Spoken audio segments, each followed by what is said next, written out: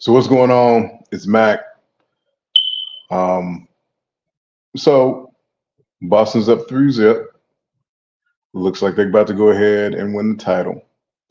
So I'm kind of curious as to what's about to happen over the next couple of days in regards to public perception of Luka. Now, what we're going to do here on the Debt Network is we're going to call stuff out, right? So for the last, I don't know, 2 weeks or so, people have been hyping up Luka. Kyrie is kind of expected, but people have been hyping up Luka to be this, to be that. I've been seeing stuff on social media comparing Luka's numbers to Michael Jordan's numbers at this age and LeBron's numbers at this age and stuff like that. Now, I haven't watched this video yet, but I have it paused to a point where I feel like a point is about to be made and the narrative is about to be switched. So what I'm thinking is the media about to flip on Luka. Like the media, that's one thing I learned about the media. The media hates to be proven wrong. They hate to be proven wrong. So let's watch this. I'm watching First Take right now. Hold on. Let's see what they say. And I'm also trying to figure out this software. So 106.99 and go up 3-0 in the NBA Finals. The Mavs, Luka Doncic fouled out with 4:12 remaining. Luka is not having it with the refs. Luka, what did you think of the whistles that went against you in the fourth quarter? I mean, I don't know. We couldn't play physical, so I don't know. I don't want to say nothing, but six foul in the NBA Finals. I'm like this. Come on, man. Better than that. All right, Wendy, let's break it down. How much blame should Luka get for the loss? Well, the reason this series is 3-0 is because the Celtics are awesome. It's a coronation for them. They haven't lost in a month. They won 10 or 9 straight games. They're on the. All right, hold on. So I could have swore a couple of weeks ago, 2 weeks ago, like I said, week and a half, 2 weeks ago, everybody was talking about how great Dallas was and how the Celtics is playing in the Eastern Conference. They completely ignored the fact that the Celtics are the number 1 seed. And they completely ignored the fact how the Celtics look against Western Conference teams during the regular season. Now, a lot of people say regular season doesn't count. I'm not one of those people. It depends on what game it is. Because if the game is big enough, it count. It count. Because those teams that play each other, if the game is pretty big, they'll play to playoff level. They'll play to playoff level. So I've been kind of seeing this all year from them. Now, granted, I didn't think the Celtics were going to win the NBA championship. I'm not trying to make it seem like that. I wasn't pulling for them. I wasn't thinking about them winning it. I'm not going to try to make it seem, because hindsight is 20/20. I'm not going to make it seem like that. But I just found it funny that, last week to a week and a half ago, everybody was just pretty much like, oh, they're going to get killed. Nick Wright went on Twitter talking about, well, what did he say? By the time the Celtics understand they're playing real basketball or something along that line, they're going to be Dallas is already going to be up 3-1, saying all this nonsense. Like, to me, the Celtics are a defensive team. They have very rangy defenders. They match up very well with Dallas.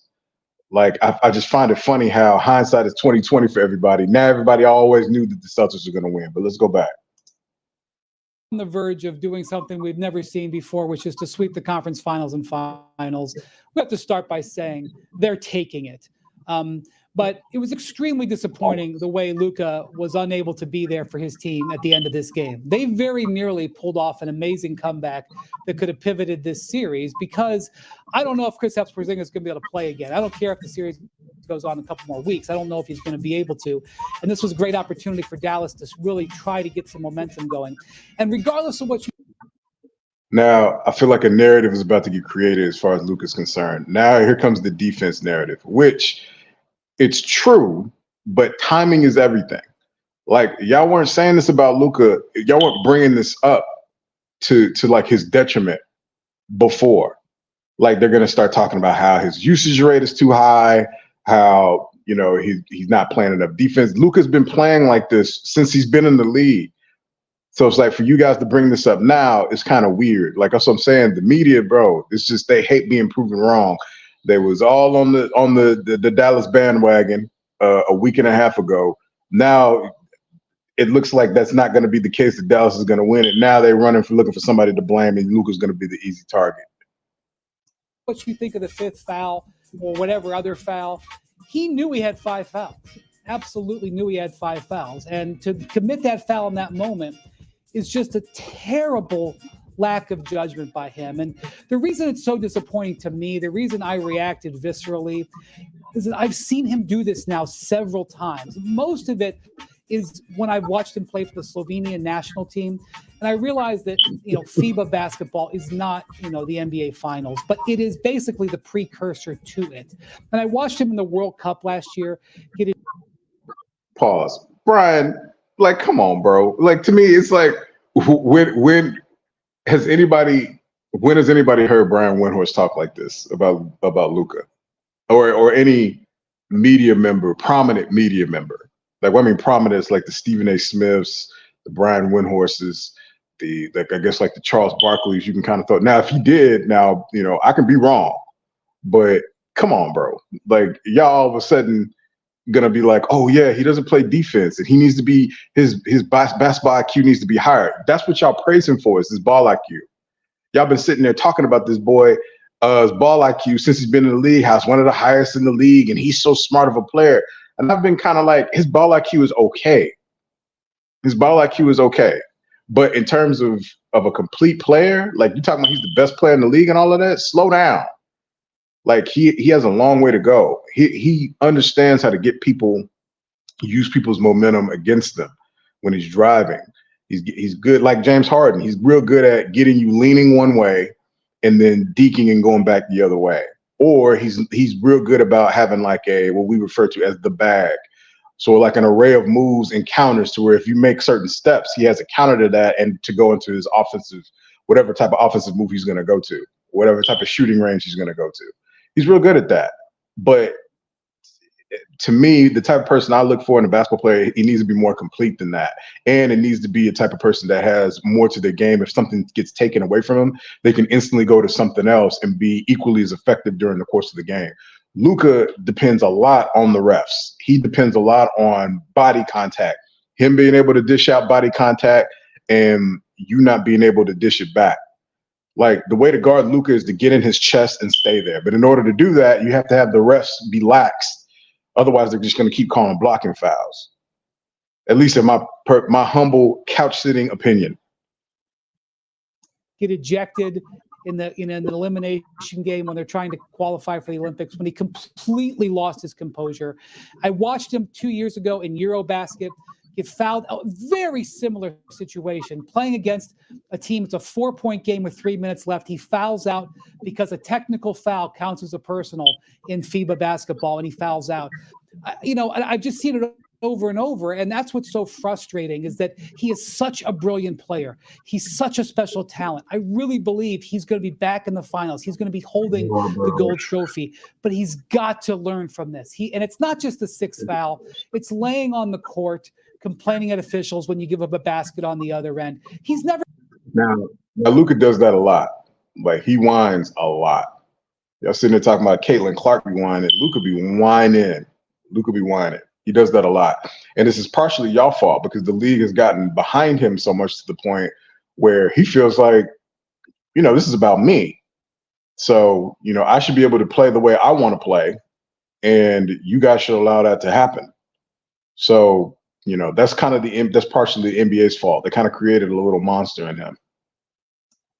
Never going to be a great defensive player. I understand that. I understand that there's been plenty of guys who've gone to the Hall of Fame who can't defend, who he's comparable to, but he hurts his team by the way he complains to the officials. He hurts his team by the way he lays on the court, why he gives up his.